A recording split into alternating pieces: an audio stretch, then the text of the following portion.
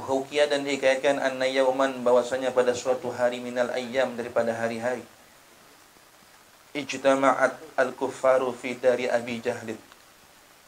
Berkumpul orang-orang kafir Quraisy Mekah fi dari Abi Jahlin di rumahnya Abu Jahal. Lagi rapat pleno nih. Ngopi, tapi ngopinya ini ngobrolin perkara iblis. Abi Jahal. Iddakhala rajulun, tiba-tiba masuk seorang laki. Qalu dipanggil laki-laki itu Tariq As-Saydalani. Namanya Tariq As-Saydalani. Kita panggil saja dia Bang Tariq. Ya. Waqala, dan berkata Bang Tariq, ma ashala aina qatla Muhammadin sallallahu alaihi wasallam.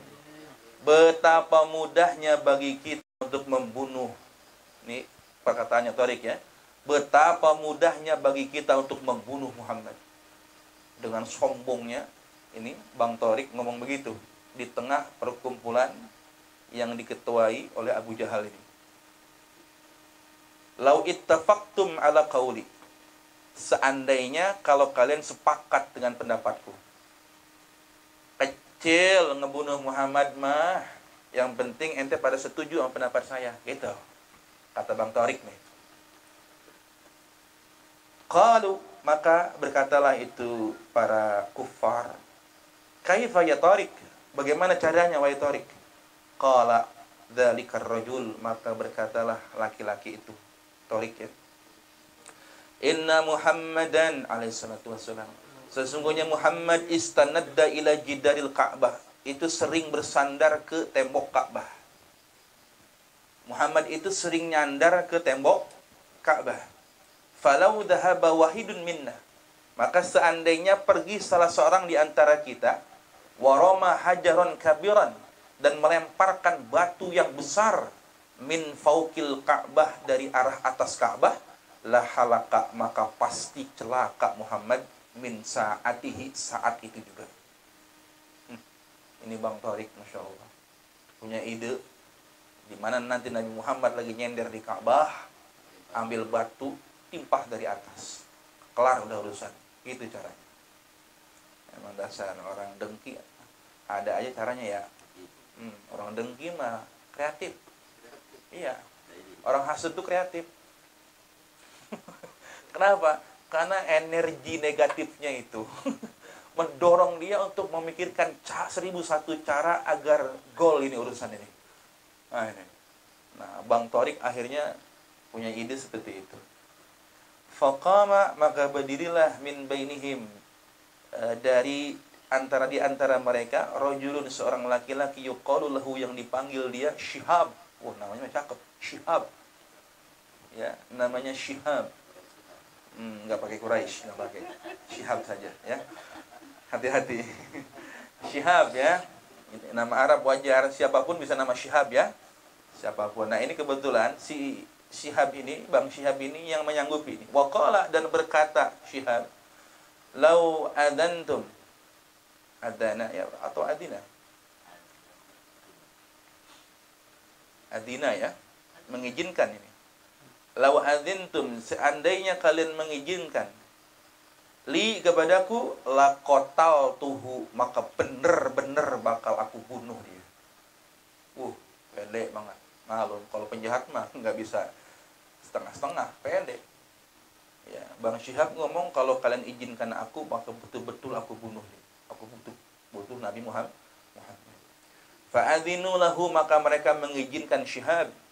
Fasa'ida fauqal Ka'bah, maka naiklah Syihab ke atas Ka'bah. Wa ma'ahu hajarun kabirun, dan bersamanya batu yang sangat besar.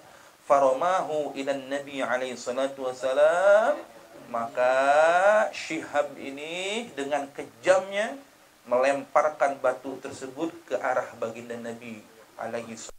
Jadi batu dari dinding Ka'bah itu langsung keluar kayak pondasi gini lah. Lalu tiba-tiba dari tembok itu keluar sebuah batu ya, untuk menghantam, menepis, menghadang batu yang dilempar oleh Syihab tersebut. Masya Allah. Batu cinta sama Nabi.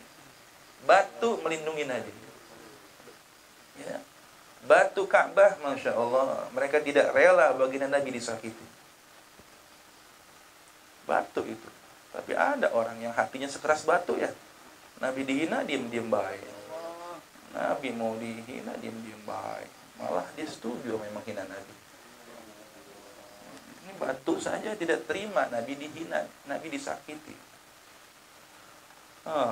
Hatta qama Rasulullah sallallahu alaihi wasallam, sehingga berdirilah Rasulullah sallallahu alaihi wasallam min maudhi'ihi, dari tempat bersandar beliau, wa saqatal hajaru 'alal ardi, dan jatuhlah batu itu di atas tanah. Enggak jadi nimpah Nabi karena ditepis oleh batu dinding Ka'bah.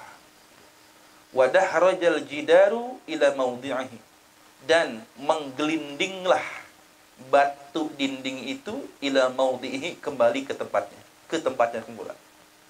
Dengan sendirinya dia gelinding dewek balik lagi ke tempatnya. Allah. Fasara kama kana, maka jadilah batu itu sebagaimana kondisinya, sebagaimana posisinya semula. Masya Allah. Batu itu setelah menepis batu yang jatuh hendak mengenai Rasul, maka dia kembali ke posisinya semula. Enggak pakai disuruh gelinding dewek. Masya Allah. Wa syihab yanzuru ilaih, dan Syihab melihat pada batu tersebut. Maksud dia lihat, dia pandang dengan mata kepalanya sendiri terhadap batu itu. Wa yata'ajjabu, dan dia terpesona, ya, terkagum-kagum minhu, dari batu tersebut. Waduh, gagal maning. Batu ditepis pakai batu.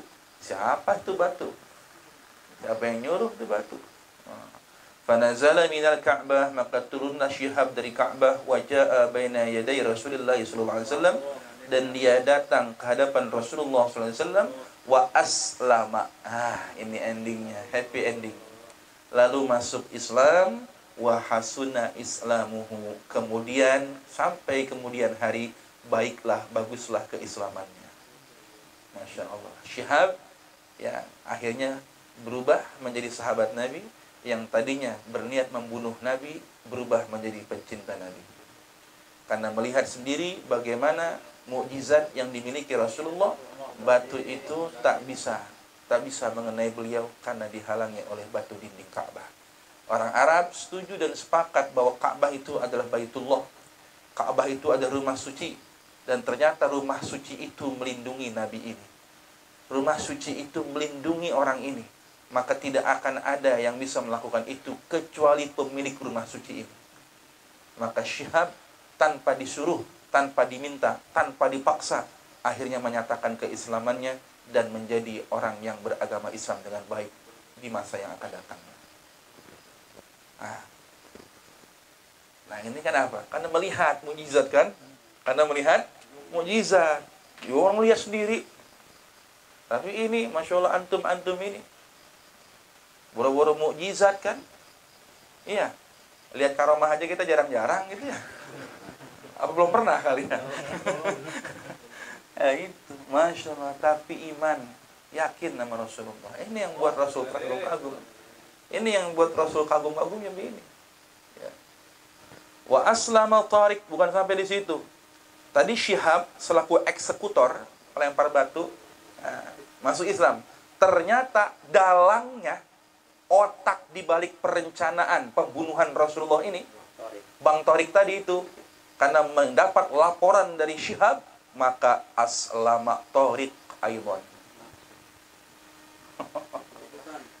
Ternyata dalang di balik pembunuhan ini, rencana pembunuhan ini pun mendapatkan hidayah, saudara, karena eksekutornya ternyata berbalik arah. Tenang, Allah punya kuasa. Pelaku kejahatan, dosa itu, zanbun itu sesuatu yang membuat hatimu tak tenang. Zanbun itu artinya sesuatu yang membuat hatimu tak tenang, yang kalau orang lain mengetahuinya, kau tidak senang terhadapnya. Wajar, memang orang kalau berbuat salah pasti tidak ingin diketahui orang, betul? Dan dia nggak tenang dengan perbuatan itu. Wa kana Syihab wa man ma'ahu aslamu, bukan cuma Syihabnya aja. Wa kana Syihab, dan adalah Syihab, wa man ma'ahu, dan orang yang bersama Syihab. Berarti Syihab ini punya geng nih. Ya. Syihab ini punya geng, punya kelompok nih. Kopling, ngopi keliling. Aslamu ba'da mara'au hadhil mu'jizat.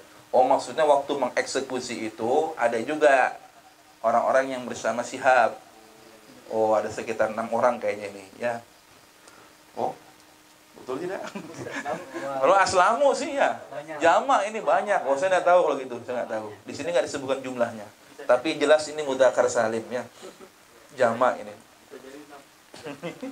Ya, jadi Syihab selaku eksekutor bersama dengan orang-orang yang ikut bersamanya ya, untuk melakukan eksekusi itu semuanya masuk Islam karena melihat mukjizat-mukjizat tersebut.